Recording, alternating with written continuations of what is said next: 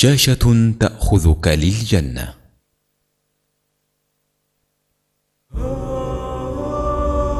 عدنا بحمد الله.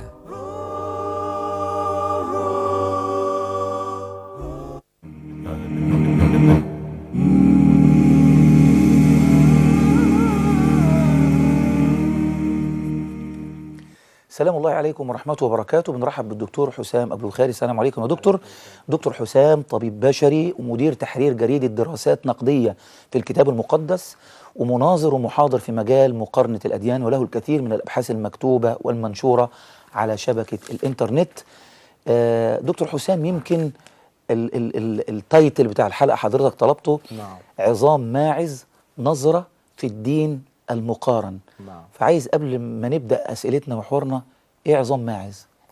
بسم الله والحمد لله والصلاة والسلام على خير خلق الله عليه الصلاة والسلام محمد بن عبد الله وعلى آله وصحبه ومن والاه.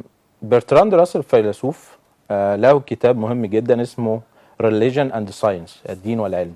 الدين والعلم، نعم. ذكر في هذا الكتاب انه في العصور الوسطى في ايطاليا، تحديدا في باليرمو، كان بيتم التبرك بعظام قديسة اسمها روزاليا.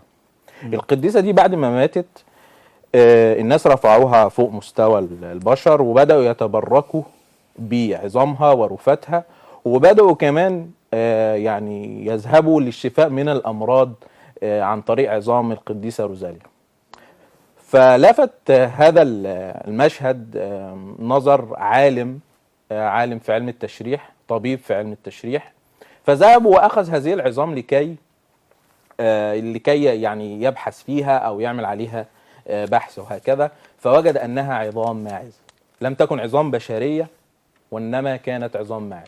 عشان كده اللي حضرتك بتقول عظام ماعز، فاحنا بنتساءل هل ثمت عظام ماعز أخرى؟ هل ثمت عظام ماعز في كتاب القوم؟ هل ثمت عظام ماعز في عقائد القوم؟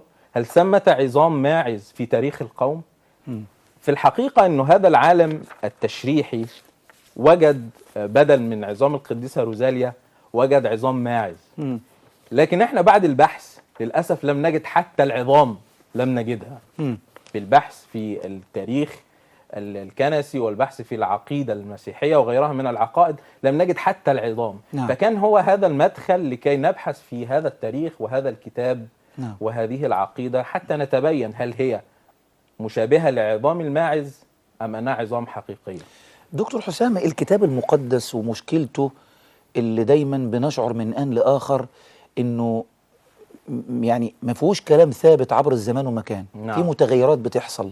يعني احنا عندنا القرآن كتاب مقدس بالنسبة لنا، ما شفناش في القرآن يعني من 10 سنين كان في آية وجينا بعد كده لأنها مش موجودة. فحضرتك هل له نفس الكتاب المقدس، له نفس الوضع بالنسبة للقرآن الكريم عندنا؟ في الحقيقة هم يرددون على أسماعنا في أندونيسيا والمغرب ومصر وأمريكا وأوروبا ولا سيما الدول الفقيرة: يا قوم امنوا بكلمة الله الحية. فسألناهم ما هي كلمة الله الحية؟ فقالوا لنا الكتاب المقدس. فقلنا ما هو هذا الكتاب المقدس؟ فقالوا لنا إنه كلمة الله الحية. فقلنا هذا هو الدور، لكن ما هو حقيقة الكتاب المقدس؟ هل الكتاب المقدس واحد عبر الزمان؟ هل الكتاب المقدس واحد عبر المكان؟ في الحقيقة ان احنا عندنا كتب مقدسة ولا يوجد عندنا كتاب مقدس، بمعنى انه لا يوجد كتاب مقدس في كل الكنائس وفي كل المجتمعات المسيحية، إنما كل مجتمع له كتابه المقدس الخاص به، كل كنيسة لها كتابها المقدس الخاص به، وهكذا. هذا عبر الجغرافيا وعبر الزمن وعبر التاريخ. في لمحة كده، في لمحة أو في مسح أفقي جغرافي كنسي، هنشوف الكنائس الموجودة الآن عبر الجغرافيا ما هو الكتاب المقدس الذي تؤمن به. نجد مثلا أنه كنيسة البروتستانت بيؤمنوا بكتاب مقدس مكون من 66 سفر. نجد مثلا أن الكنيسة الكاثوليكية بتؤمن بكتاب مقدس مكون من 73 سفر. سفر ليه زي آية كده عندنا؟ لا، سفر يعني كتاب. سفر يعني كتاب. آية عندهم تسمى عدد. نعم. فالكنيسة الكاثوليكية عندهم 73 سفر. الأرثوذكس الأقباط عندهم 73 موجودة على الشاشة معناها. نعم. الكنيسة الأثيوبية عندهم 81 سفر. 81 كتاب مختلفين تماما. الأرثوذكس اليونان أو الجريك أرثوذكس عندهم 77 سفر. هل مختلفين في المضمون على والعدد؟ الدين لسه هنأتي لها. احنا كده بس بنتكلم على العدد أو الهيكل الظاهري. نعم. يبقى عندنا بروتستانت 66، كاثوليك 73، أرثوذكس أقباط 73، أرثوذكس يونان 77، وفي بعض الكنائس الأرثوذكسية اليونانية 78. الكنيسة الإثيوبية بتضيف أسفار كثيرة في العهد القديم والعهد الجديد، ومجموع الأسفار الموجودة في الكنيسة الإثيوبية 81 سفر. إذن عبر المسح الأفقي الجغرافي الكنسي وجدنا أن الكتاب المقدس طبقا فقط للأعداد. كويس. ولكن المحتوى هذا سؤال آخر تماما. يعني مثلا احنا عندنا الكنيسة الكاثوليكية 73 سفر، وعندنا الكنيسة القبطية 73 سفر، لكن هل محتوى ال 73 هو نفسه محتوى الكتاب الموجود عند الأرثوذكس الأقباط؟ المحتوى مختلف تماما تماما. حتى المحتوى نفسه مختلف. يعني هم متفقين في ال 73 سفر، ولكن المحتوى مختلف تماما. هنا أعداد موجودة محذوفة من هنا، وهنا أعداد من هنا موجودة وهكذا هكذا العملية. كويس. عبر التاريخ القضية أصعب بكثير. يعني القضية عبر التاريخ، هل الكتاب المقدس الموجود الآن هو عبر التاريخ هو عبر المراحل التاريخية المختلفة؟ لسه أسألك، يعني احنا بنتكلم في الوقت الحالي ده هو مختلف، وعلى مدار الزمن أكثر اختلافا وأكثر تطاحنا. والحقيقة الجلية إنه لم يكن أصلا هناك كتاب مقدس في العصور الأولى. يعني مثلا هنيجي نتكلم على العهد الجديد. المسيح لم يكتب عهدا جديدا، ولم يكتب كتابا طبقا للرؤية المسيحية. نعم.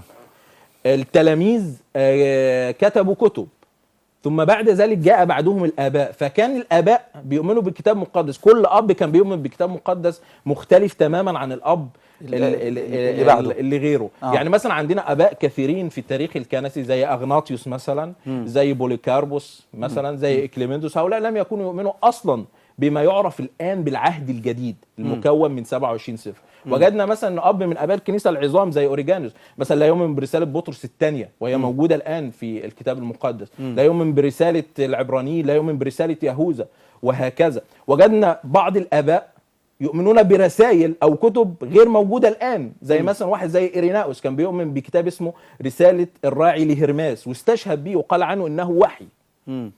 هضرب مثال علشان نشوف مدى يعني مدى التخبط عبر الزمن في هذه القضية.